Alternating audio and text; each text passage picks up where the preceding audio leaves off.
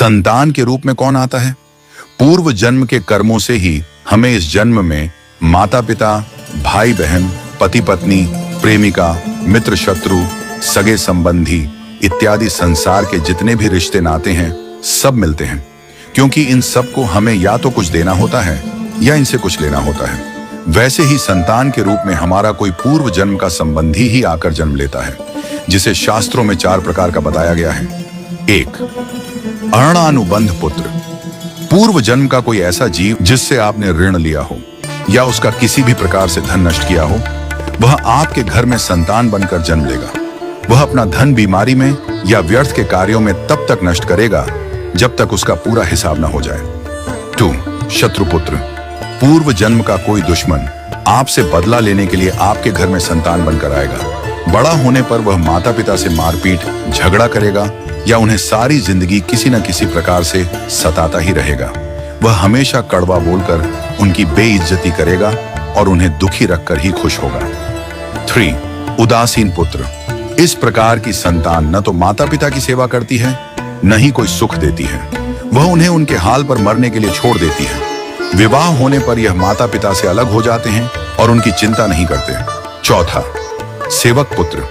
पूर्व जन्म में यदि आपने किसी की खूब सेवा की है तो वह अपनी की हुई सेवा का ऋण उतारने के लिए आपकी सेवा करने के लिए पुत्र बनकर आता है। जो बोया है वही तो काटोगे। यदि अपने माता पिता की सेवा की है तो ही आपकी संतान बुढ़ापे में आपकी सेवा करेगी, वरना कोई पानी पिलाने वाला भी पास न होगा। आप यह न समझें कि यह सब बातें केवल मनुष्य पर ही लागू होती हैं। इन 4 प्रकार में कोई भी जीव आ सकता है। यदि आपने किसी गाय की निस्वार्थ भाव से सेवा की है तो वह भी पुत्र या पुत्री बनकर आ सकती है। यदि आपने गाय को स्वार्थवश पालकर उसके दूध देना बंद करने के पश्चात उसे घर से निकाल दिया हो तो वह ऋणानुबंध पुत्र या पुत्री बनकर जन्म लेगी। यदि आपने किसी निर्दोष जीव को सताया है तो वह आपके जीवन में शत्रु बनकर आएगा।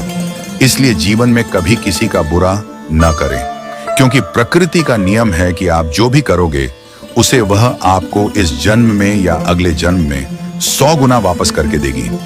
यदि आपने किसी को 1 रुपया दिया है तो समझो आपके खाते में 100 रुपया जमा हो गए हैं। यदि आपने किसी का 1 रुपया छीना है तो समझो आपकी जमा राशि से 100 रुपये निकल गए। जरा सोचिए, आप कौन सा धन साथ लेकर आए थे और कितना साथ लेकर जाओगे?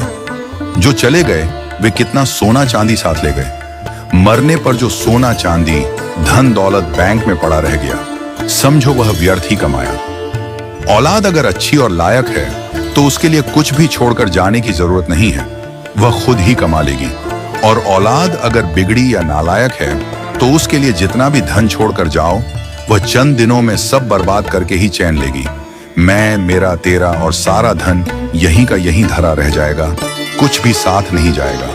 साथ यदि कुछ जाएगा भी तो सिर्फ अच्छे बुरे कर्म ही साथ जाएंगे। इसलिए जितना हो सके नेकी करो, सत्कर्म करो।